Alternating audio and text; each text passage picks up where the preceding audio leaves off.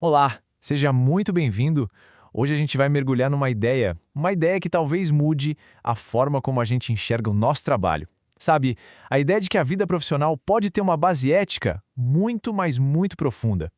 Vamos ver como o trabalho do dia a dia, não importa qual seja, pode ganhar um significado gigantesco. E tudo isso a partir da história de um carpinteiro e de um texto com mais de 2000 anos de idade. E a ideia central que a gente vai desvendar é essa aqui, ó. A profissão de uma pessoa é o seu primeiro púlpito. É uma frase forte, né? Ela meio que bate de frente com aquela visão comum de separar o trabalho da vida espiritual, sabe? A premissa aqui é que a forma como alguém trabalha, isso por si só já é a mensagem mais poderosa que essa pessoa pode passar. E olha, tudo isso começa com essa frase aqui, que é de arrepiar. Foi dita por um carpinteiro, lá no sertão da Bahia. Uma resposta que parece simples, né? Mas ela carrega o peso de uma filosofia de vida inteira, que a gente vai analisar agora. Fica a pergunta: o que leva uma pessoa a pensar e a trabalhar desse jeito?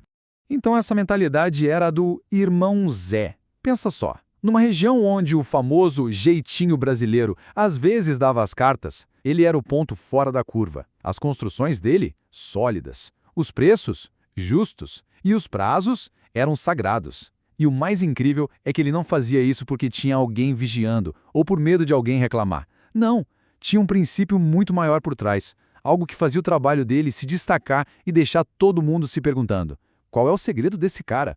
E a resposta para esse segredo do irmão Zé, olha que curioso, não está em nenhum manual de gestão moderno não, está num texto bem antigo. Essa ética de excelência toda se apoia em três pilares, três ideias-chave que vêm lá da carta do apóstolo Paulo aos Efésios. Vamos dar uma olhada em cada um deles?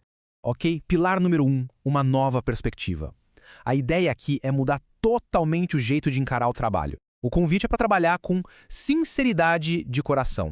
O texto que inspira isso diz o seguinte: para servir com sinceridade de coração, como a Cristo. O que é fascinante aqui é essa conexão direta. Pensa bem, o trabalho para um chefe, para um cliente, enfim, para um senhor terreno, é colocado no mesmo nível de um serviço prestado a uma autoridade muito mais alta. E isso muda o jogo completamente. E essa expressão sinceridade de coração vem do grego aplotete tes cardias.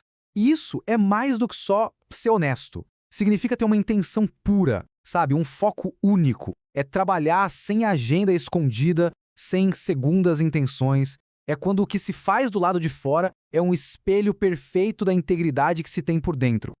Então o ponto principal é esse. A perspectiva muda de verdade.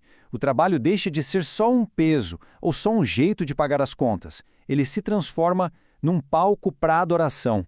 Cada pequena tarefa, por mais simples que pareça, vira um ato de serviço a Deus. E a excelência no que se faz, bem, ela vira uma consequência natural dessa nova forma de ver as coisas. Beleza, vamos para o segundo pilar? Esse aqui fala sobre motivação. Porque, se a perspectiva mudou, o propósito também tem que mudar.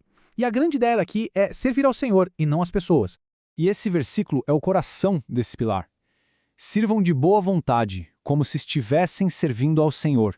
Isso é um desafio direto àquela nossa necessidade de aplauso, de aprovação dos outros. A audiência final do trabalho muda radicalmente. Deixa de ser o chefe, o cliente, o público e passa a ser Deus. Para explicar isso, Paulo usa uma palavra em grego bem interessante, oftalmadoleia. Literalmente significa serviço de olho. E a gente conhece bem isso, né? É aquele trabalho que só sai caprichado quando o chefe está por perto. Aquela performance que só acontece sob supervisão. Quem nunca viu, né?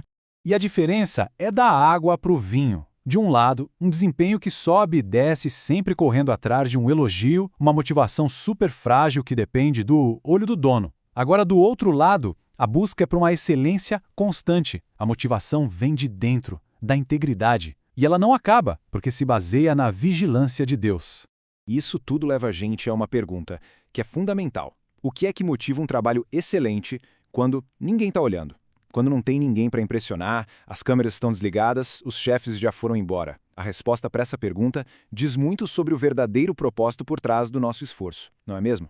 E essa reflexão nos leva direto para o terceiro e último pilar. É ele que dá a motivação de longo prazo. A confiança de que existe uma recompensa justa e final. A promessa aqui é muito clara. O Senhor vai recompensar cada um pelo bem que fizer. Não importa se a pessoa é escrava ou livre, como diz o texto. Isso, para a época, era revolucionário. Quer dizer que o valor do trabalho não está no cargo, no salário, no status. Está na qualidade e na fidelidade com que ele é feito. E o efeito prático disso na vida de alguém é libertador. Totalmente. Porque essa mentalidade desconecta o nosso valor, nosso senso de propósito, daquela validação que vem dos outros, que a gente sabe que é instável e muitas vezes injusta. A pessoa fica livre, livre para fazer o melhor, para buscar excelência, simplesmente porque é o certo a se fazer, e confiando que o verdadeiro reconhecimento, uma hora vem. Pensa na imagem de um agricultor do sertão. É a metáfora perfeita para isso. Ele está lá, trabalhando horas debaixo de um sol escaldante, sem ver nenhum resultado imediato. O que faz ele continuar? É a confiança. A confiança na promessa da colheita. Funciona do mesmo jeito com essa ética de trabalho. A recompensa final não se mede em estatísticas ou aplausos. Se mede na fidelidade em cada passo, em cada tarefa. É uma colheita garantida pelo Mestre Supremo. Bom, então vamos juntar as peças e recapitular como é que esses 3 pilares transformam a nossa profissão no nosso primeiro e mais importante púlpito. A estrutura é bem clara, bem direta. Primeiro, mudar a perspectiva, trabalhando com sinceridade como se fosse para uma autoridade maior. Segundo, redefinir o propósito, ou seja, servir para agradar a Deus e não só as pessoas.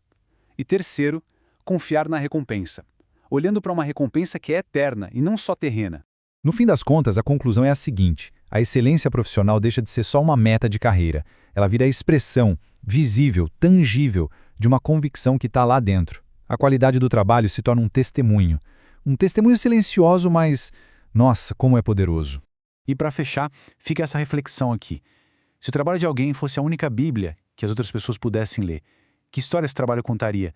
Seria uma história de excelência, de integridade, ou seria uma história de conveniência, de fazer só o suficiente? É uma pergunta que fica e que vai muito além do fim dessa nossa conversa.